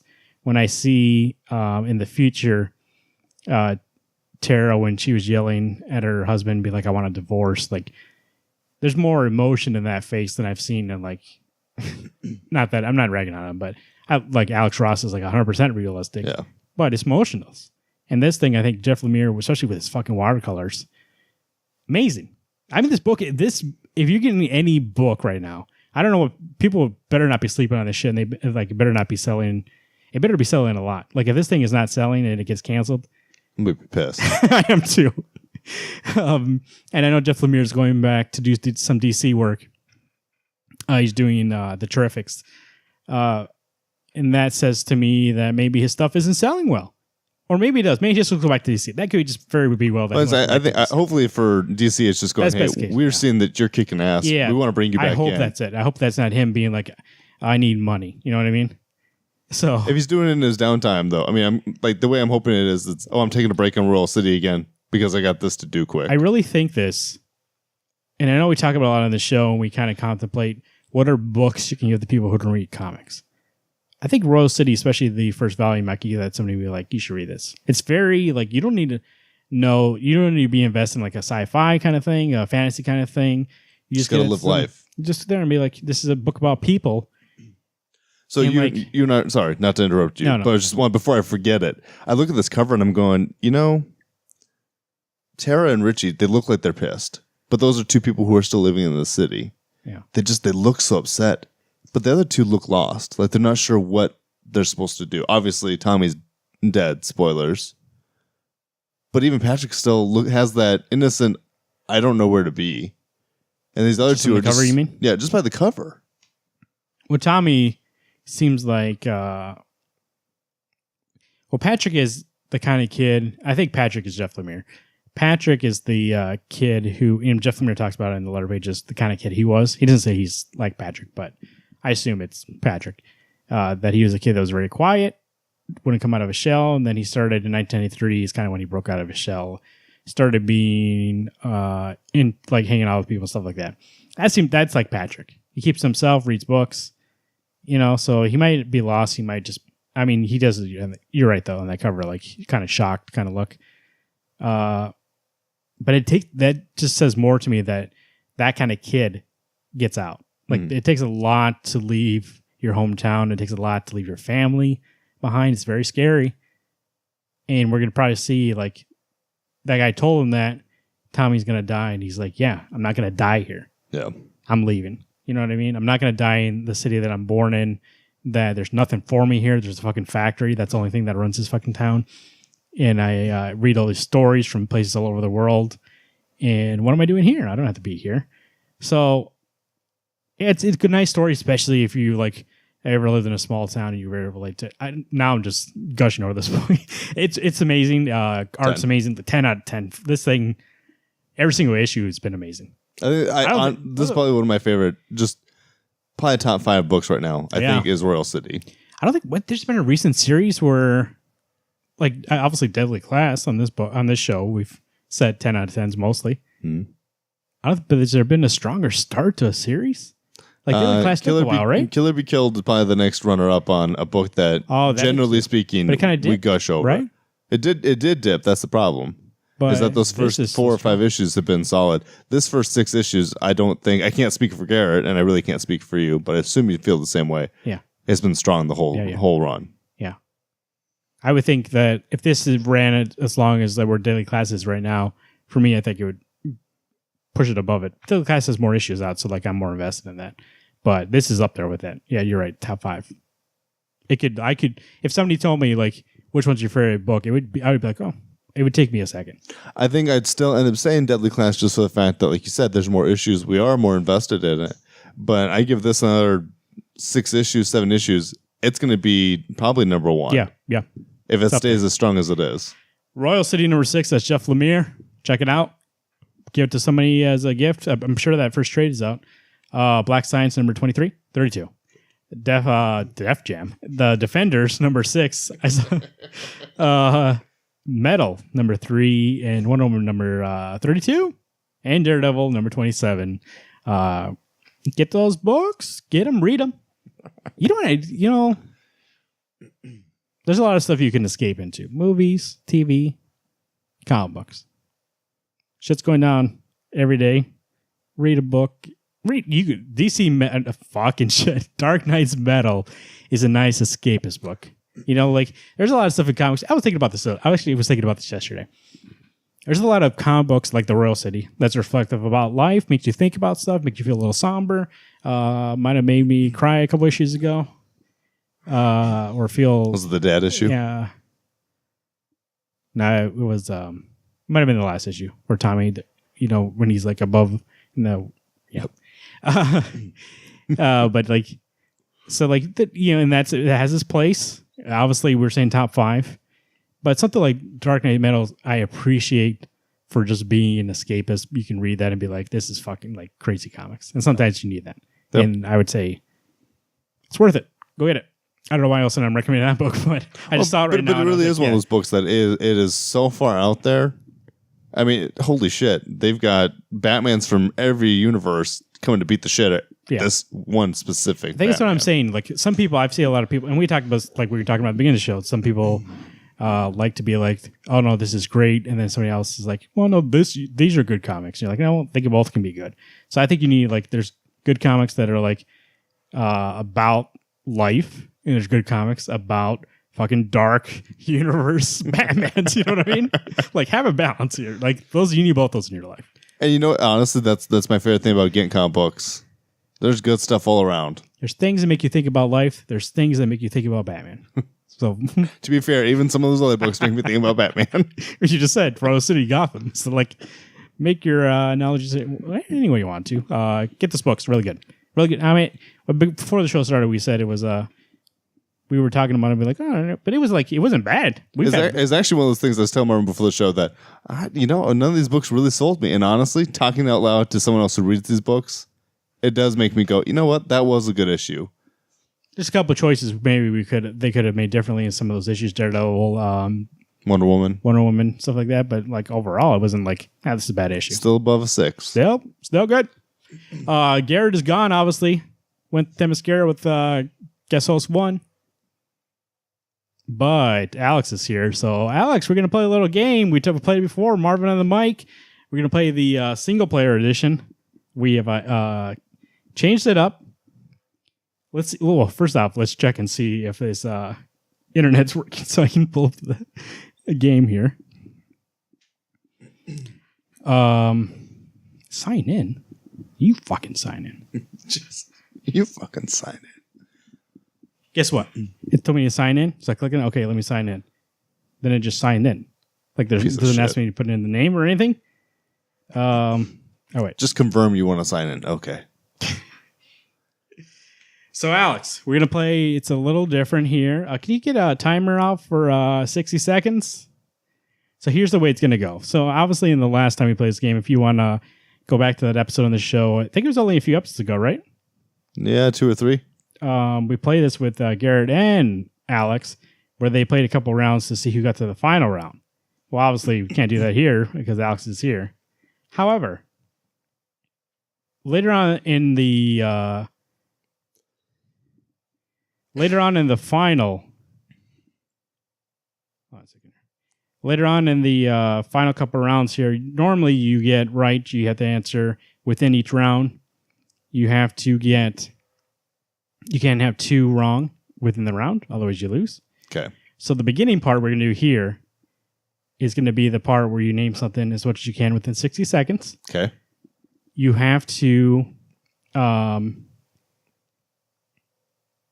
is there a majority? I knew the one was I had to get majority of the things right. Oh, that was the first part of it. Never mind. Okay. But... where I couldn't get 2 wrong in a row or 2 here's wrong. The thing. You get me more than 7. We'll say 7. Lucky number. Okay. Then, so in the last part of the round, I'm going to give you lifelines. I'll figure this out when you're naming this. So hopefully I can get over 7 or over to move on to the finals. Well, you'll move to the finals no matter what, because obviously otherwise it's going to be a very short game. But the thing is, you're going to get 2 lifelines guaranteed for the last round. However, you'll get a third one if you can get at least 7 of these. So this is a chance to earn a third lifeline for the last part. Okay. So 60 seconds on the clock. Yep. And let me try to log into this motherfucker. Someone's getting a little sleepy, so hopefully he's awake if I have to call.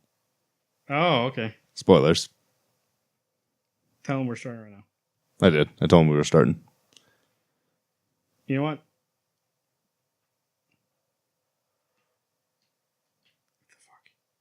I just logged into that, so I also didn't know my password. All right, whatever. I know the first part, so we'll do that while you're answering. So keep score yourself. I'll count on my fingers. These guys are obviously going to see, so they know if you're lying here. 6 seconds on the clock. Ready? Start after I tell you. Name me as many as you can DC superheroes that wear masks.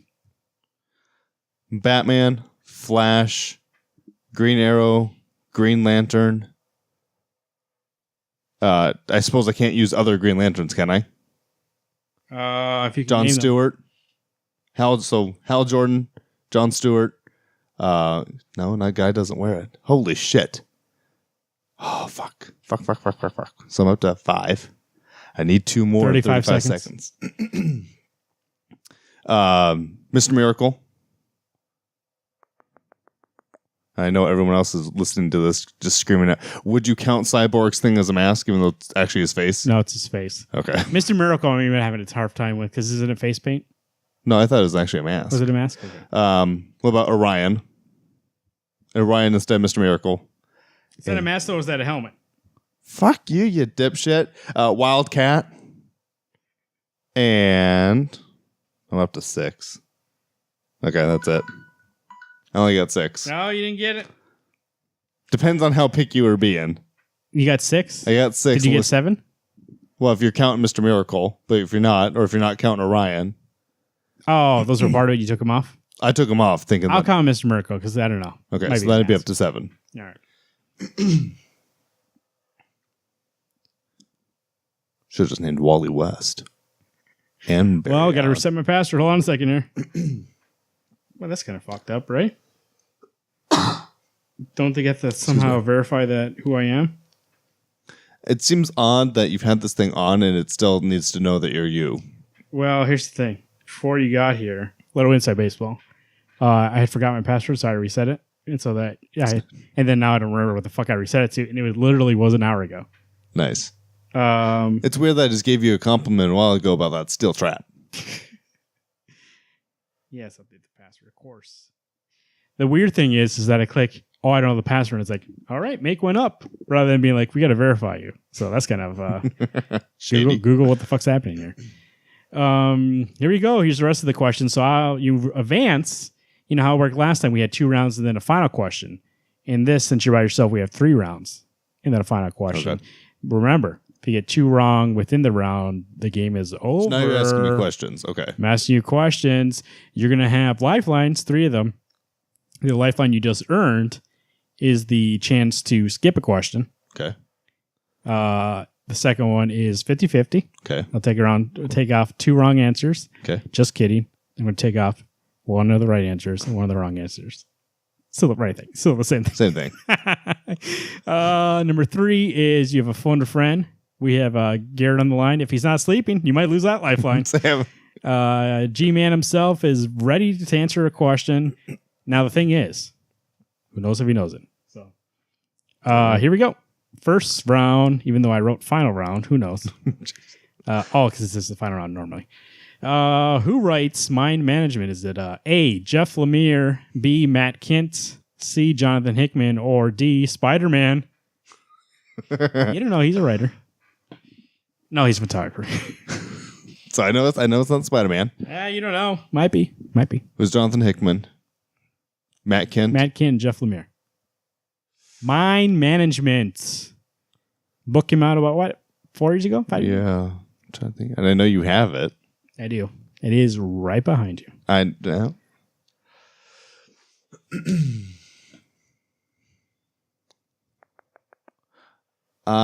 am going to use my 50-50. 50-50. He's going to use it. Computer, take away the right answer and 1 of the wrong answers, please.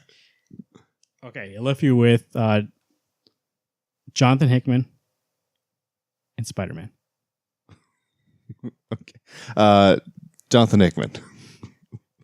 Final answer. Oh no, these are both wrong answers. This is the opposite 50-50.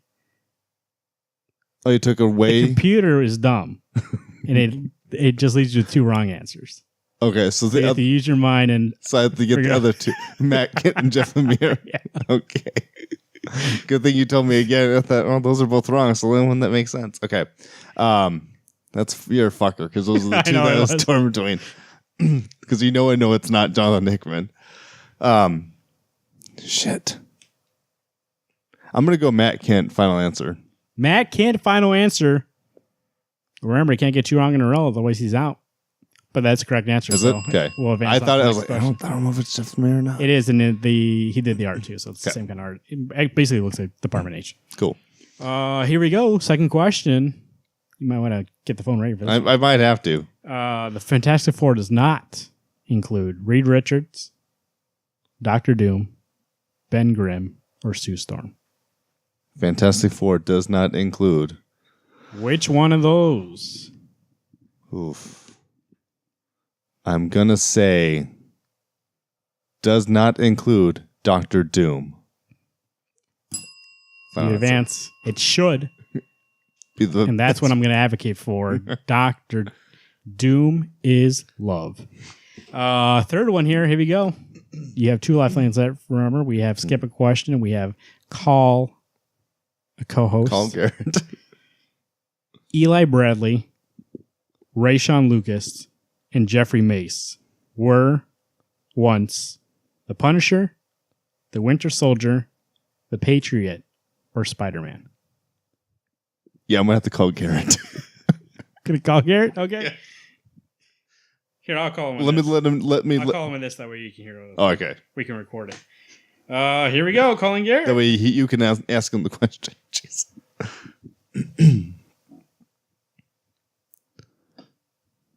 Rayshawn Lucas. Like, I have a thought, but I'm not sure. Hopefully Garrett knows, you know. I hope so. I mean, I'll be fine even if I don't get this one. Reason the old. Hopefully he knows. Tell him we're calling from the Wednesday Comics number. That way he knows the answer. Oh.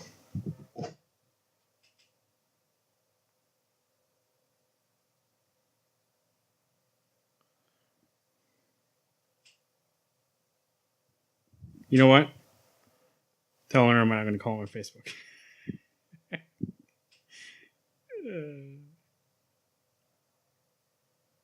Calling him. Badink. Surprise, motherfucker. Lots of dead space. There is. It's logged me out of Facebook too for some reason. A lot of snafus. This would happen when Garrett's not here. Not that he would be able to solve. I was even be able to fix this for you, but it'd be easier to call him when he's already right there. So you think if he's in the Bermuda Triangle, like he landed on an island, who kills the other one first, Corey or Garrett? Oh, I don't think there's a question. I think it depends. Does Garrett annoy Corey, or is it just which one decides to eat the other first? Corey obviously dies, right? Yeah, I think I still would give it Garrett's going to be the murderer first. Not that, I mean, Corey would put up a fight, but I mean, Garrett kills him in the middle of the night. So like, I think Garrett just wait up. Right now, Corey's probably asleep. That's probably why he can't call you, right? Or he can't answer. That's what I mean. 7 p.m. Garrett is. Give me your phone. Garrett is. I'm going to put this in here. Yeah, call him up and then plug this in. Do you want me to call him? Or which one, on what? My actual phone or? Yeah. Where's the plug-in for this? The headphone. Up on top. Okay, here we go. Yeah, you have to pop the thing up. Okay. All right. A lot of snafus, but stick in there. We're going to call Garrett right here. All of this part. Okay, here we go. Then he's obviously the Superman circle. Okay. Let's call this guy. Call him.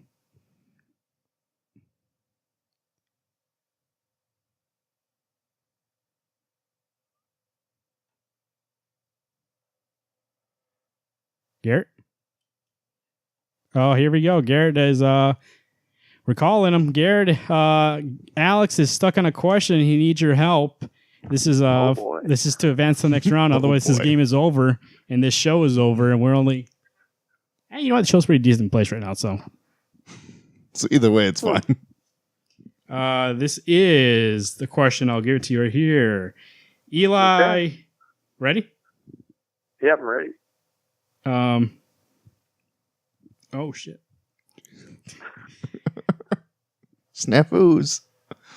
The screen went black for some reason. Eli Bradley, Rayshawn Lucas.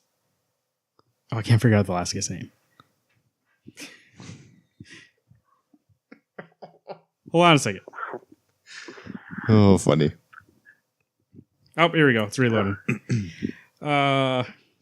Apple only makes the best devices, you know. Get on it if you can. especially the iOS 11. It's not like my Siri's dumber now than she was before. So Rachel Lucas, Eli Bradley, and Jeffrey Mace were once A, the Punisher, B, the Winter Soldier, C, the Patriot, or D, Spider-Man. Okay, say the question one more time. We didn't miss you at all.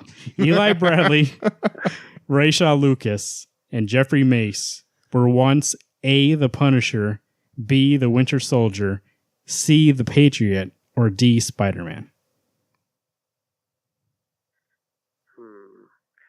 I would have to say C, the Patriot. Okay, Alex. He says the Patriot. Are you going to go with this answer, or you want to go a different route? Like two I of have them. no absolute knowledge about who it actually is. Well, like two of them, I know. I'm almost 100% sure are not correct, and I already used my 50-50, so I don't have to worry about talking out loud now. I was torn between Winter Soldier and the Patriot, but I was leaning towards the Patriot.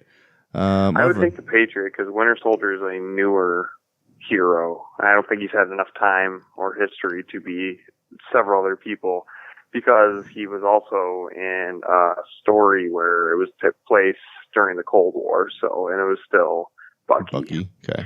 I'll agree with Garrett, and I'm going to go with the Patriot. The Patriot. Yeah. That's what you're going for. I'm going to go with Mel Gibson's Number The C. Patriot. Mel Gibson. And also Eli Bradley, Rachel Lucas, Jeffrey Mace. Correct. Thanks, Garrett. Woo, Thank you, Garrett. no You can go to problem. sleep. See ya. Have a great show, guys. Thanks. Right. Bye. That's G. Walls. Obviously still alive. That means Corey is dead. Second round. Here we go. Alrighty. Sorry. Remember, one lifeline left. You can skip a question. But if you get two wrong in a row, adios. We're done. Now, to be fair, I haven't missed one yet. You haven't, but it's a new round. You only lose two. Well, I get that. But Yeah. You're just excited you missed the first one Excuse again. me. Like you always do. Of course. Okay, here we go. Wait, I missed the first one? No, yeah. I mean last time we played this game. Okay. The Walking Dead, the governor dies in Fucker. issue what? 50, 72, 111, or issue 1? Son of a bitch. Should have asked Garrett for this one. You know what? I'm not even going to pretend to take a guess. Skip this question. Skip this question. Yeah. He says it. What is it? 72. Okay. I was leaning towards 72. Here we go. Second question in the rounds. I still have to miss two, right? Yeah. Okay. Just making sure. If you don't get the next two, But I lose. we might as well just end this game right now because these two are pretty easy. Who was also a Teenage Mutant Ninja Turtle? Is it Venus de Milo, Milo the Cat, Shredder, or Baxter, Stockman, Alex? Venus de Milo. Venus de Milo. Best turtle. We always talk about best turtle. She's the best, right? Of course. What was that show called? Was it Teenage Mutant Ninja Turtles Next Mutation? Next Mutation. Next question. The mighty Thor is the god of what? War, lightning, time, or thunder? Thunder. He is the god of thunder. Ooh, thanks for making those Like last two easy. I figured you were going to fuck up on that governor question. So, in this game, I thought that we need to be a full game, but turns out show's going a little long. Who is the colorist for Black Science issue number 1? Was it Matt Wilson, Matthew Hollingsworth, Dean White, or Dave Stewart? That first issue, who did it? Yeah, that's. I'll tell you now. We have a new colorist now, so you can't Yep. even look at that issue. I know. Who started this thing? I'm thinking He's on it for a Hollingsworth. I while. think it's Hollingsworth. He was on it for a while. I think it's Hollingsworth. Hollingsworth, Matthew Hollingsworth. No more lifelines. He's taking a shot in the I'm dark. taking it, Hollingsworth. Dean White, incorrect. Is it really? Yep. Dean Oh, White. wow. That was a long time ago. Number 2 question. We were just talking about it earlier. New 52. We were just talking about him earlier too. Jeff Lemire. What New 52 title did Jeff Lemire write? Was it Frankenstein, Agent of S.H.I.E.L.D., B, Batman, C, Justice League, or D, Deadman?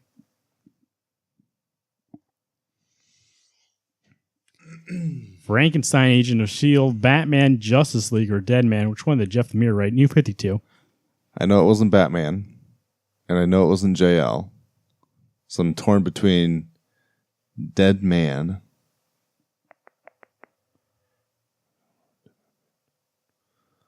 I thought that was DC Presents. You know what? I'm willing to take this. Shit. Fuck this game. It's doing so well too. I'm thinking Frankenstein. Frankenstein, Agent of S.H.I.E.L.D.? Wait, Agent of S.H.I.E.L.D.? Oh, Agent of S.H.I.E.L.D., excuse me. Oh, I was like, if it's that, fuck that. I know it's the right answer. I did write S.H.I.E.L.D. on here, but it is Shade. It's Shade. Yeah. Okay. Yeah, we'll go with Frankenstein, Agent of Shade. That's what he's going for. You thought it was Deadman, right? I was leaning towards Deadman, but then I was thinking, I thought it was DC Presents. Yeah, it was DC Presents, and that was Paul Jenkins, so it is Frankenstein. You still can lose this round, though, because you lost the first question, so better get this one on the number. Here we go. Why the Last Man is how many issues long? 75, 40, 60, or 50? How many issues is Why the Last Man? 40. 40. 40 issues long. Why the Last Man? No more lifelines. Down to the wire. You're locking in at 40. Yeah. 40. He says 40 issues. What do you say? Because if you said 60, you were correct. Is it 60? 60 issues. No way. Yeah. 60 Really? issues. Ran for 5 years. Wow. I don't remember being 60 issues, though. Like, that's what's crazy is I read that all 5 collections, I guess probably 12 in each, so. You know what? Let's do this final question. I didn't write this shit for nothing. Final question, obviously, if you remember, is my answer. It's what I believe in my heart of hearts. To be true. If your heart has a heart. Scary. And he has a heart attack, do you die? Now you get a new heart. Fuck that guy. What's the one series I'm ashamed I never read, but I have full access to read the whole thing? Is it Preacher? Because a lot of my favorite people that I know, they love it, and I respect them. Is it New X-Men because it's Grant Morrison and Frank Quitely? Is it Why the Last Man because I love BKV and I've loved what I've read so far?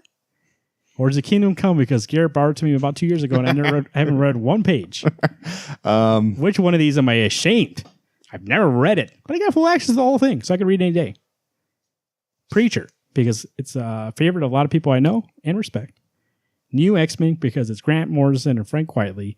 Why the Last Man, because I love Brian K. Vaughan, and I've loved what I've read so far. I read some of that. Kingdom Come, because Garrett borrowed it to me about 2 years ago, and I haven't even read page. Did you actually write those whole things out? Yeah. Okay. You know what? I'm sure I'm wrong, but I'm actually going to go Why the Last Man. Why the Last Man? Because and my reason for saying it to you, Garrett's read it. I've read it. You're the one who told you guys to read it was you. Me. So I'm saying you're saying that brings shame to me. Correct. That your friends have read it, but you haven't. To my heart of hearts. Yes. The guy who had a heart attack. You know it. Dead. That's right. You know, that's half the reason, because I'm like, guys, you got to read this. It's so good. I read like the first 10. 12 issues. It's 5 big books. So I assume 12 issues. Oh, yeah. 12. So that's why I said 40, because I was thinking 4. I read 12, and I was like, you guys got to read this thing. It's so great. And then the next year, my wife got me the second volume, the next 12 for Christmas. Still haven't read it. And then I'm like, and then you guys went and got the whole thing. He got the whole thing in issues because that.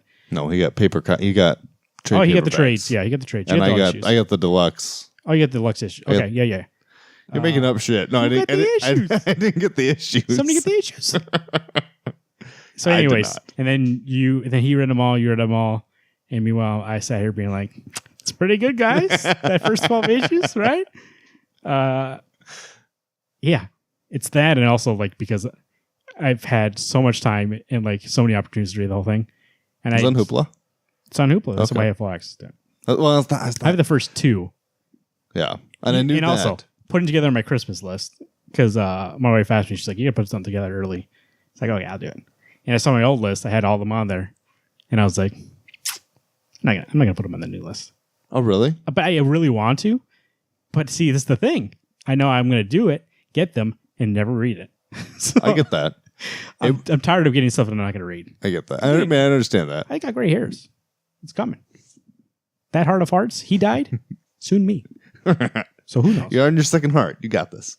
Remember to visit our sponsors, rootsofswamp.com, Rainbow Comics and Cards.com. Gotta wind up this fucking show. People have already left already. If you're at this point, you're my favorite person in the world. Well, you're me and Alex's favorite person in the world. This is the Alex and Marvin show. This thing went long. We were worried this thing was going to go short. Yeah.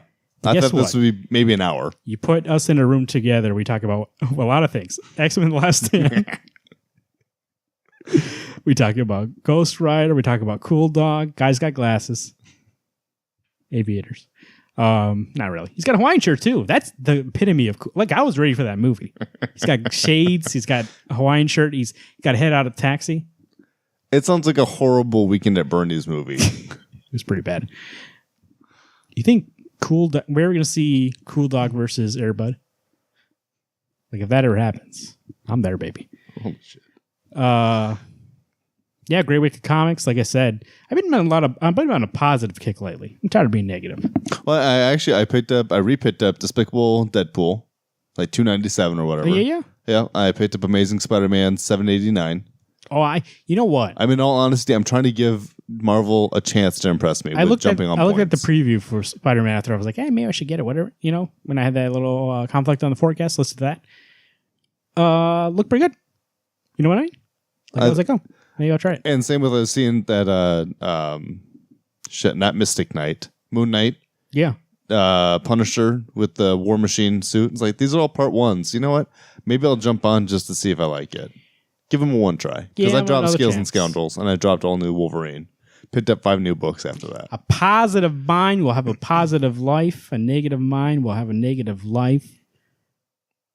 But if your heart of hearts has a heart attack, you're dead. Wow. I am your lover of X-Men Last Stand. My name is Marvin. Holy Moses. I'm your Marvel star, Alex. And everyone, keep turning those pages. Hello, everybody. Batman here. I just wanted to let you know you can follow the show at Wednesday Comics on Twitter, at Marvin_Salguero, at Alex Pastrello, at Pastrami_news, or at Garrett2188.